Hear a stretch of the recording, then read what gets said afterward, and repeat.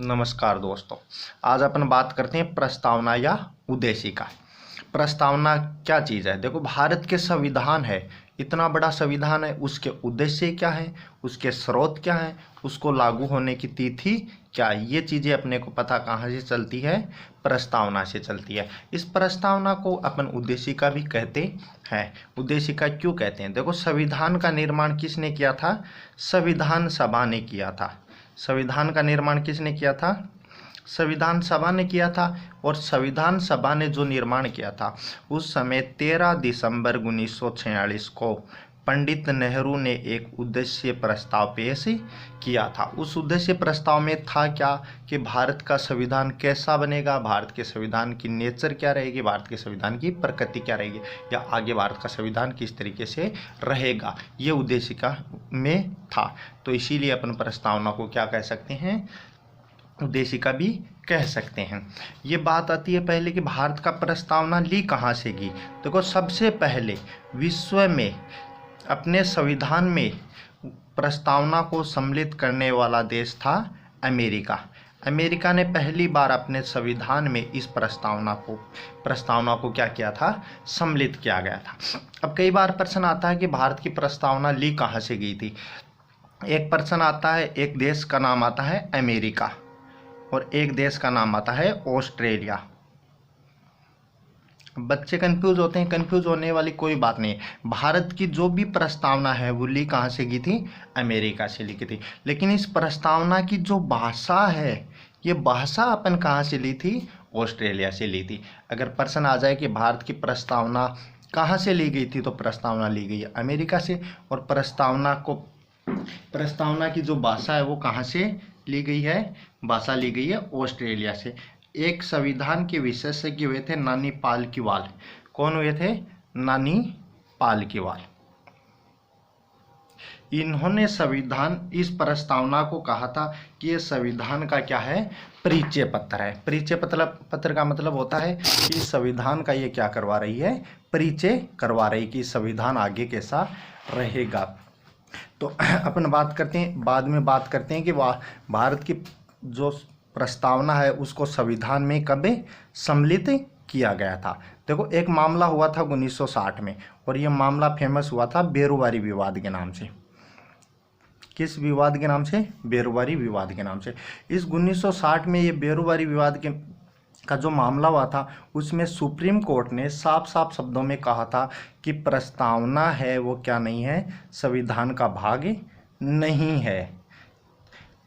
1960 में बेरुवारी विवाद में सुप्रीम कोर्ट ने ये कहा कि प्रस्तावना संविधान का भाग नहीं है। लेकिन एक चीज़ ध्यान में रखना, उसी समय इसी सुप्रीम कोर्ट ने यह भी कहा कि अगर संविधान का कोई एक अनुच्छेद अस्पष्ट है, संविधान का कोई एक अनुच्छेद अस्पष्ट है, या कोई एक शब्द अस्पष्ट है, या उसके दो अर्थ निकलते हैं, तो अपन प्रस्तावना को क्या मान सकते हैं? अपन प्रस्तावना को मार्गसिद्ध के रूप में, या अपन प्रस्तावना से क्या कर सकते हैं? मार्गदर्शन ले सकते हैं। जैसा मार्गदर्शन अपने को प्रस्तावना में मिलता है वैसा ही अपन कर सकते हैं। 1960 में जब सुप्रीम कोर्ट ने बेरुवारी विवाद में ये कहा था प्रस्तावना का संविधान का भाग नहीं है, उसके 13 साल बाद सुप्रीम कोर्ट ने यूं टर्न लिया और 1973 में एक विवाद हुआ था केशवानंद भारती बनाम केरल राज्य। केशवानंद भारती वर्सेज केरल राज्य विवाद। केशवानंद भारती विवाद है वो भारत के संविधान में बहुत फेमस विवाद है। उसमें 1973 में सुप्रीम कोर्ट ने ये कहा था कि प्रस्तावना क्या है? संविधान का भाग है। 1960 में जब बेरुवारी विवाद में सुप्रीम कोर्ट ने ये निर्देश दिया था कि प्रस्तावना क्या नहीं है? संविधान का भाग नहीं है। उसके 13 साल बाद सुप्रीम कोर्ट ने केशवानंद भारती बनाम केरल राज्य विवाद में ये कहा कि प्रस्तावना है जो क्या है? संविधान का भाग है। 13 न्यायाधीशों की पीठ थी उस समय। और यही नहीं कहा कि प्रस्तावना संविधान का भाग है, बल्कि ये भी कहा कि प्रस्तावना में भी आप उसी तरीके के संशोधन कर सकते हो जिस तरीके के संशोधन संविधान के अन्य भागों में किए जाते हैं।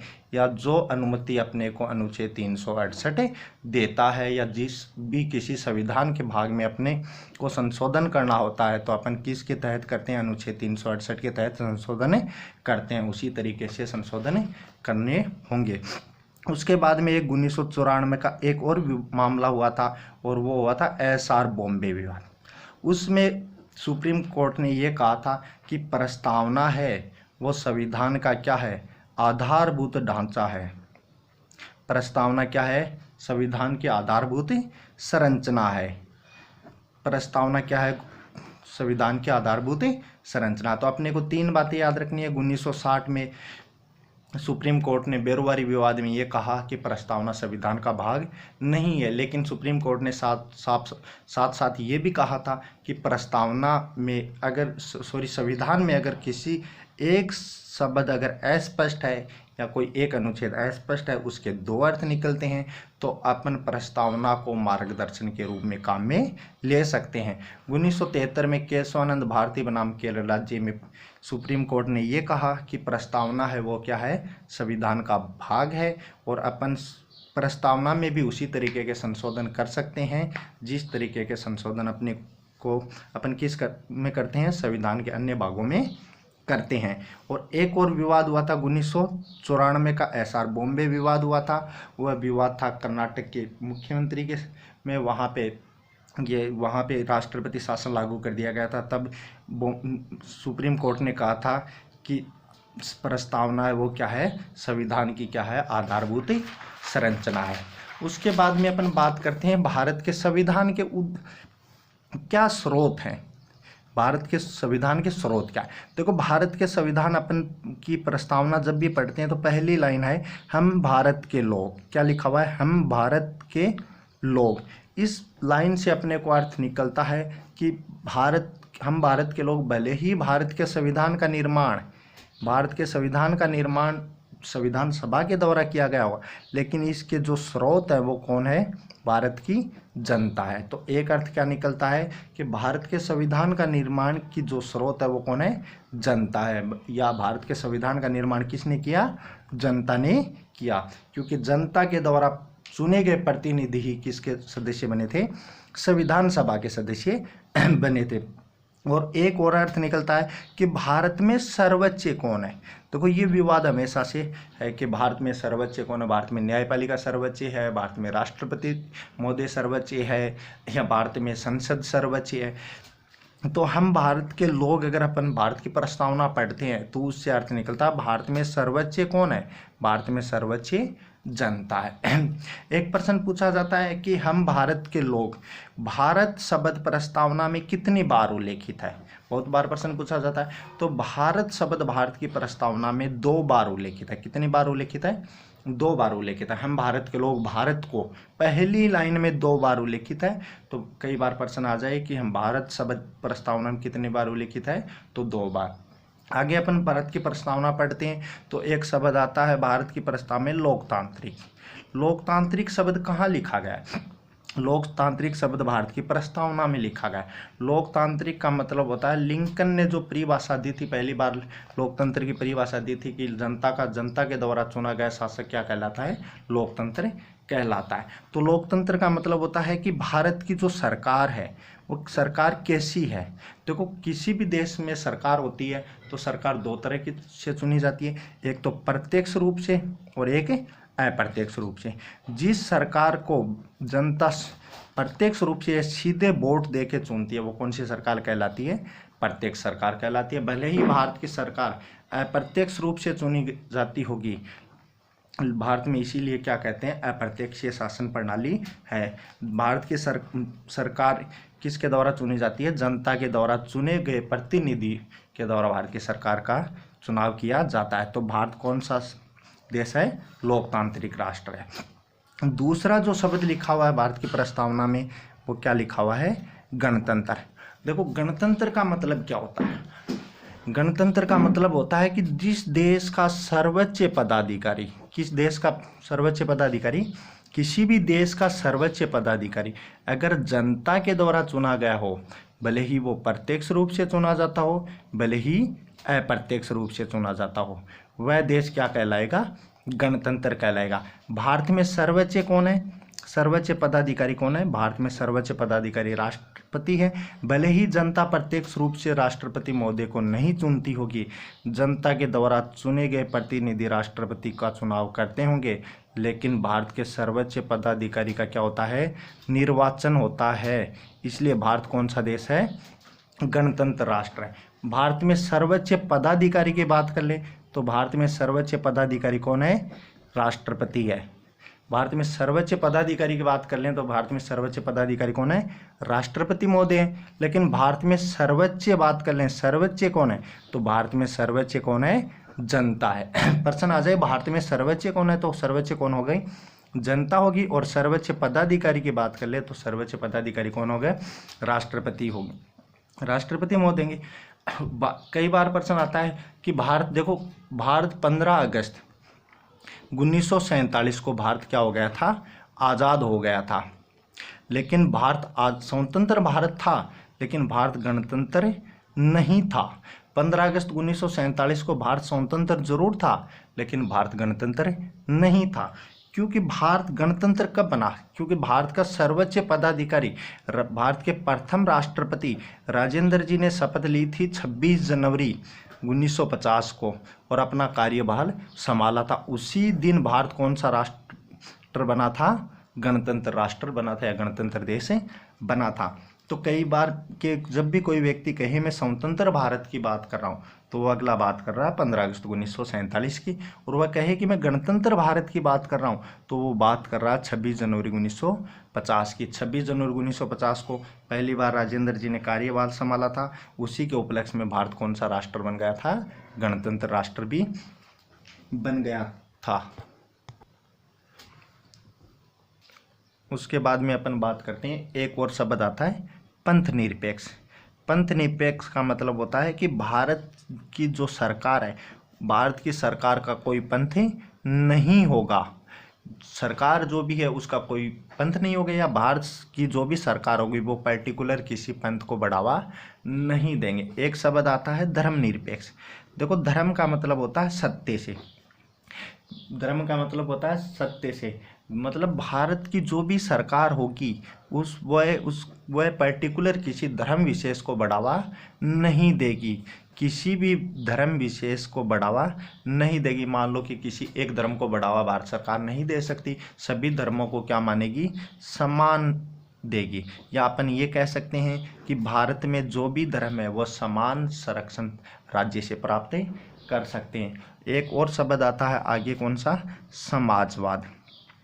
समाजवाद का मतलब होता है कि यहाँ जहाँ किसी भी निजी संपत्ति का अस्तित्व नहीं हो, निजी संपत्ति का अस्तित्व नहीं हो, या जिस सारी संपत्ति पे अधिकार किसका होता है?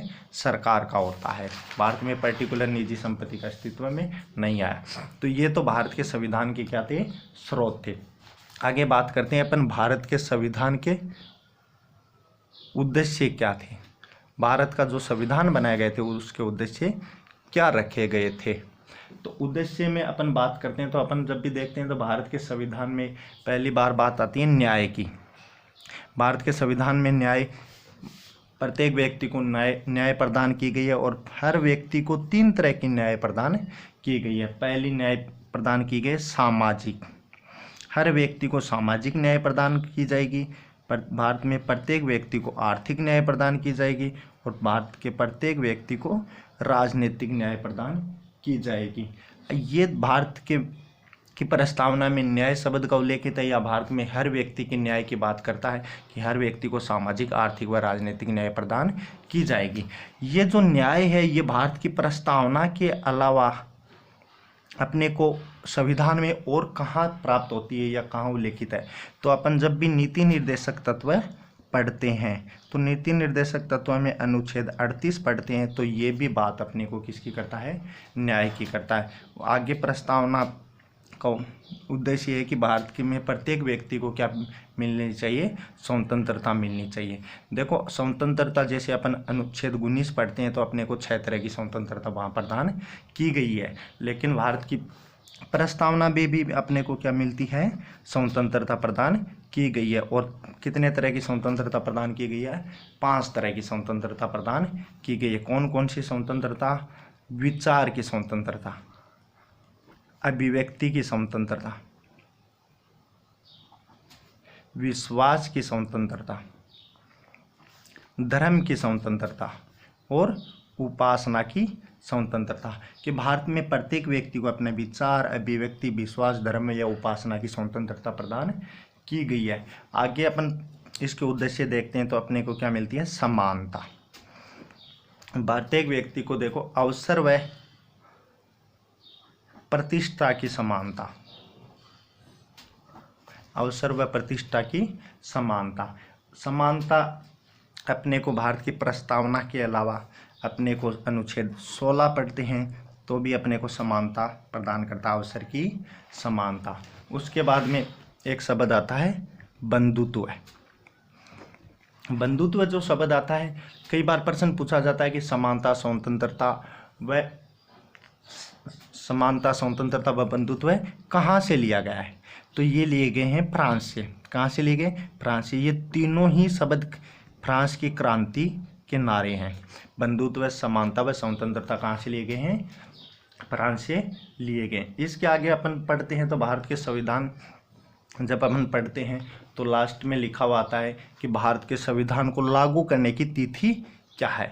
तो भारत के संविधान को की प्रस्तावना अपन जब पढ़ते हैं तो अपने को लिखा हुआ मिलता है कि 26 नवंबर 1949 को हम भारत के संविधान को क्या कर रहे हैं, लागू कर रहे हैं, जिसको अपन क्या बोलते हैं, आंशिक रूप से लागू बोलते हैं। जब तो कई बार प्रश्न आ जाता है कि भारत का संविधान आंशिक रूप से कब लागू किया गया था, तो 26 नवंबर 1949 को ही लागू कर दिया गया था। और उस समय भारत के संविधान के 16 अनुच्छेद लागू कर दिए गए थे। तो भारत के संविधान को लागू होने की तिथि अपने को कहाँ मिलती है, प्रस्तावना में मिलती है। अगर भारत का संविधान पूर्ण रूप से लागू हुआ, इसका उल्लेख मिलता है अपने को 26 जनवरी 1950 को भारत का संविधान पूर्ण रूप से लागू हुआ। इसका उल्लेख मिलता है अनुच्छेद 394 में। भारत के संविधान 26 नवंबर 1949 को हम क्या कर रहे हैं, भारत के संविधान को क्या कर रहे हैं, अंगीकृत कर रहे हैं, अधिनियमित कर रहे हैं और क्या कर रहे हैं, आत्मर्पित कर रहे हैं। ये तीनों शब्दों का अर्थ क्या है, देखो अंगीकृत का मतलब होता है 26 नवंबर 1949 को हम भारत के संविधान को क्या कर रहे हैं, स्वीकार रहे हैं। अधिनियमित का मतलब होता है भारत के संविधान को हम क्या कर रहे हैं, लागू कर रहे हैं। और आत्मर्पित का मतलब होता है हम अपने आप को किसके प्रति समर्पित कर रहे हैं, संविधान के प्रति समर्पित कर रहे हैं। देखो भारत में सर्वोच्च कौन बताई जाती थी, भारत में सर्वोच्च जनता, लेकिन इस जनता ने क्या किया, अपने आप को किसके प्रति समर्पित कर दिया, संविधान के प्रति समर्पित कर दिया।